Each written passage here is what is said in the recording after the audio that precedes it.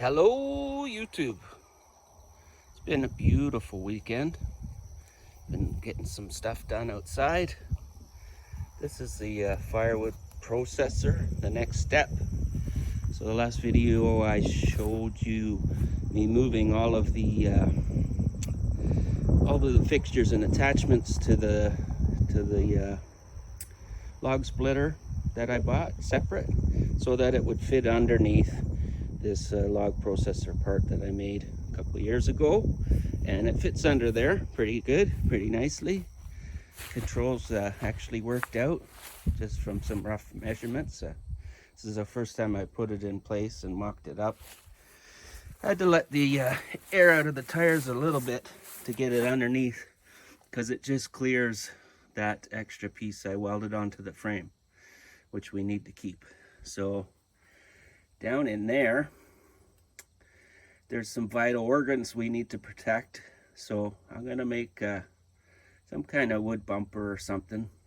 The gas tank that's on there, you can't see it from this side too good, but I'm gonna take that off, and I'm gonna use a marine gas tank and set it up on the other side of the wood processor, just resting on the frame. But anyway, there's where the new controls are. Start key, choke. All the plumbing worked out good. There's one leak over there I'll have to redo, but winter's closing in, so we'll just put a pan under there for now and catch the oil and keep topping it up, because I still got some other stuff to do with the log grapple and hydraulic controls from the skid steer. Anyway, pretty happy with this.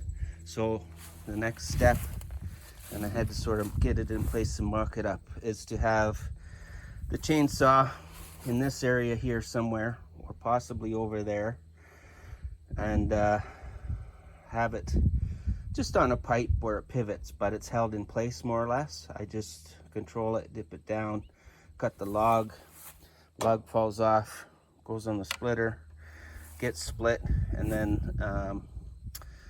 the hay elevator that I converted into a conveyor is going to be sitting in this area, and it's going to go up and into a bag or a truck or a UBC cage, whatever.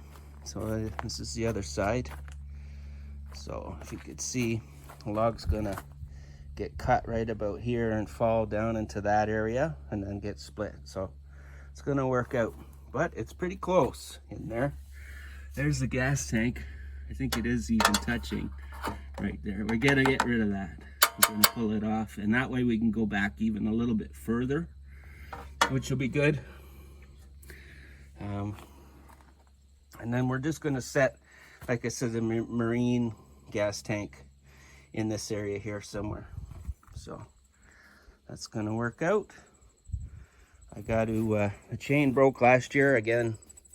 I got to revamp this whole track system, because it was just a proof of concept, this whole thing actually.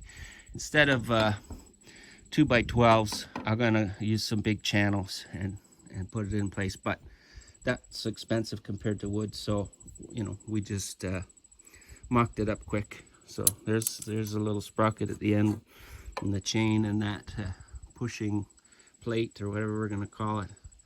Anyway, what happens every year is try and keep cutting into the winter, and the wood chips build up in here, and there's a little trolley that goes in here that's attached to that pusher plate, and it freezes and breaks the chain. So could make a stronger chain, but what I'm going to actually do is make a whole different trolley system that's open, so that all the bits and pieces and bark and wood chips and stuff will fall right through, and then possibly hoping that I can split wood on, you know, mild winter days, and something to do during the winter, to be active and outside. So the chain broke, and I guess we'll go up this side. If you look at one of my other videos, you'll see this in action. It's just a winch motor, 10,000 pound winch motor that attaches in here and runs all that chain. So maybe even today, put the winch back in place and hook that chain back up. And then what do we got to do? We get the grapple and the skid steer. And, oops, there's my finger. Anyway, another update for YouTube. Have a nice weekend. Thanks for the support. Talk to you later.